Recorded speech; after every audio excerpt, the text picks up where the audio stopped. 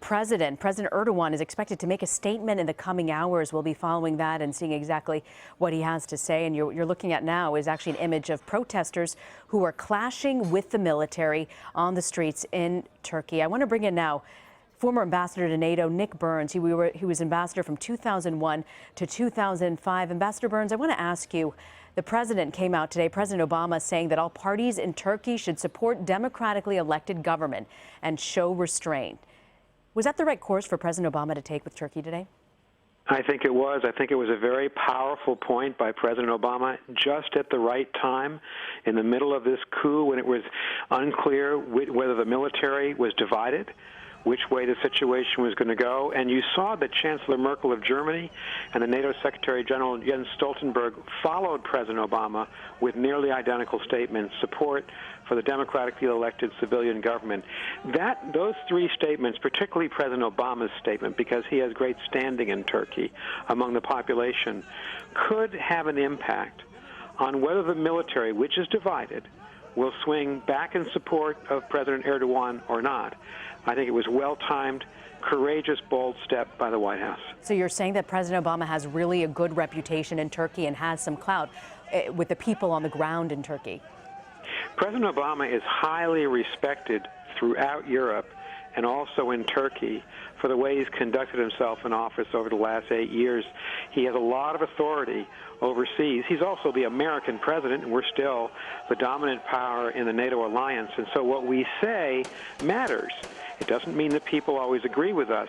But here we have this knife-edge situation where parts of the military are trying to overthrow a democratically elected civilian government. Parts are defending that government, the worst possible situation. Our president, President Obama, could have waited until tomorrow to see which way the winds would blow, but he made a decisive statement, and it's now being supported by other leaders in the West. I do think this was the right decision by our government. We know that Turkey has for years tried to get admittance into the European Union. That hasn't happened, but they are a member of NATO. For people who aren't familiar, you were the former ambassador to NATO. For people who don't know about Turkey's role in NATO, how important are they when it comes to a military alliance? Oh, Turkey is one of the strongest militaries in the alliance, perhaps after the United States, Britain, France. Turkey is next strongest. It has a very large military, and look where Turkey is situated geopolitically and geographically. Turkey is the key contiguous country into the Sunni world in the Middle East. Turkey is the key country south of the Russian Federation along the Black Sea. If you're looking for vital, important American allies in Europe, Turkey is right up there with Germany and the UK as among our most important allies. So what happens tonight and tomorrow on the streets of Istanbul and of Ankara is of really decisive importance for the United States. NATO is a collection of democracies. We don't want to see an authoritarian military government in NATO, and obviously President Obama, Secretary John Kerry, have made that very clear tonight that they're standing behind a democratic, civilian-led government in Turkey. We know that President Erdogan has been in power there in Turkey for a little bit more than a decade now. What has our relationship been with Erdogan? By our, I mean the White House and the U.S. government. What's the relationship been with Erdogan over the past 10 years or so? Well, it's increasingly been a very frustrating relationship in some respects, I think, for the administration. President Erdogan has turned in a more authoritarian direction himself over the last year or two. He has not allowed a free press. In fact, he shut down a major Turkish newspaper. He has jailed generals. There are a lot of divisions in Turkey about President Erdogan, but he has a very large group of supporters. President Erdogan has led a movement over the last decade to increase the Islamic character of the Turkish state, of Turkish life and Turkish politics, and a great number of Turks support that. But there are other Turks, many of them in the military, who would like to see a more secular Turkey. It's impossible to know right now what has motivated the coup leaders, but I would guess that might be one of the issues. despite these frustrations and disagreements between the United States and Turkey, President Obama has tried very hard to maintain a relationship of trust with President Erdogan. They just met last weekend at the NATO summit in Warsaw, and this is a singularly important country to the United States. So I think obviously what the White House is hoping for is an end to the violence, a continuation of the elected government, an end of the coup, because a divided Turkey, if this were to go on for days or weeks, a divided Turkey, a violent Turkey, obviously would be a tragedy for the Turkish people, but also a real problem for the U.S. and the other Western countries who depend on Turkey in that very vital part of the world.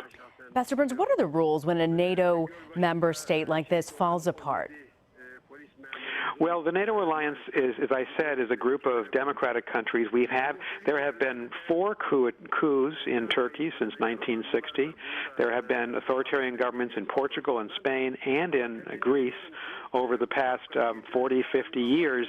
But right now, the NATO alliance is completely democratic, and of course the alliance is not going to want to see an authoritarian government take hold if the alliance has anything to say about it. And I think you're seeing that in the statement of the NATO Secretary General tonight, Jens Stoltenberg, and the very powerful and influential Chancellor of Germany, Angela Merkel. What are you watching for, Ambassador Burns, in the coming days here in Turkey?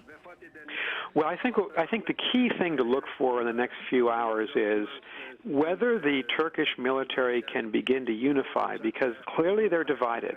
You've seen, even on the images on the television screens, some members of the Turkish military and the army in particular supporting the coup, but it looks like the Air Force and Navy not supporting the coup.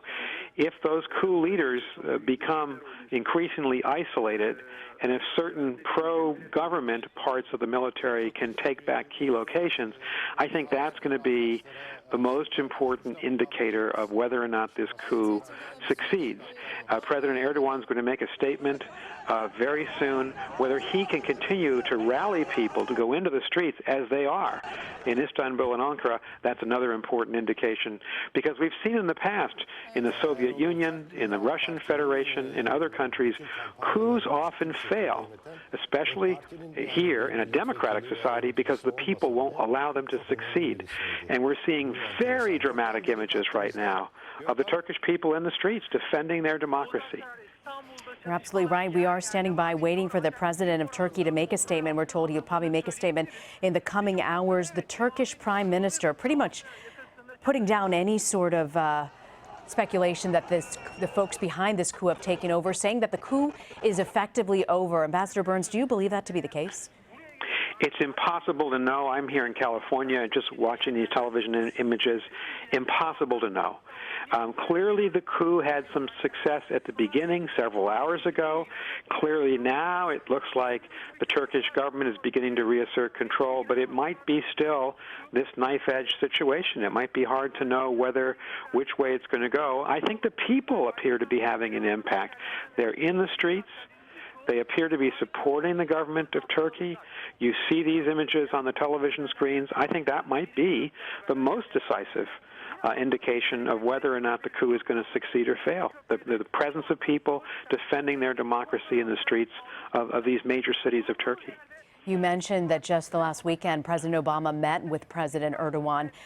They were meeting together. And do we have any indication of what they discussed? And was there any sense from the Turkish prime minister that he was worried about factions in his country taking over? Well, last week the discussions were pretty much focused on President Putin's aggression in Europe, and that's what NATO was meeting about. But the tensions between the Turkish military and President Erdogan have been there for at least a decade. The military, many elements of it, have seen itself as the protector of a secular a secular Turkey, a Muslim nation, but secular. President Erdogan, his whole political life has been to increase the Islamicization of Turkey, and that's a fault line in Turkish politics. I would say that President Erdogan has a great deal of support in the country, not total support. It is a divided country, sometimes by class, In the rural parts of the country, President Erdogan enjoys great support. In some of the major cities like Istanbul, well, there's a great support for a more secular movement. And that's been one of the major issues that has defined Turkish politics. President Erdogan has jailed many of the generals over the last 10 years. He's jailed journalists. There have been great complaints about his own authoritarian initiatives and tendencies over even the last several months. So the fact that there's a coup is not entirely shocking, but it's so consequential because Turkey is such a major country with such influence on the Middle East and in Europe, and a great partner and ally of the United States. Ambassador Burns, we know that the White House has been putting a lot of pressure for some time now on President Erdogan to do more on the border there, dealing with ISIS, dealing with the flow of militants coming across the border from Syria. We know that militant groups like that, groups like ISIS, thrive on instability. Is there any concern about how this is going to affect the fight on ISIS if a country continues, if Turkey continues to show such uncertainty? Oh, that's an immediate frontline concern. Turkey is a border country, obviously, to Syria and Iraq.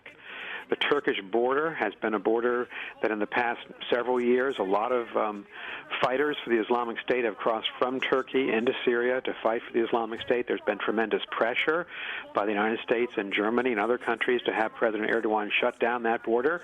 And so if Turkey were to be consumed by its own internal stability, it would have a dramatic impact on the ability of the Arab world, the United States, the Western European countries to try to decrease the flow of material support and funds, and especially fighters, for the Islamic State. Turkey's a frontline state on so many different issues, and that's why you see this intense focus by the White House, by the German Chancellor, by NATO on events, these very dramatic events in Turkey tonight. Ambassador Nicholas Burns, former ambassador to NATO. Ambassador Burns, we always enjoy when you come on. You have such great scope and your years of diplomacy all around the world. We thank you for calling in today. Thank you very much.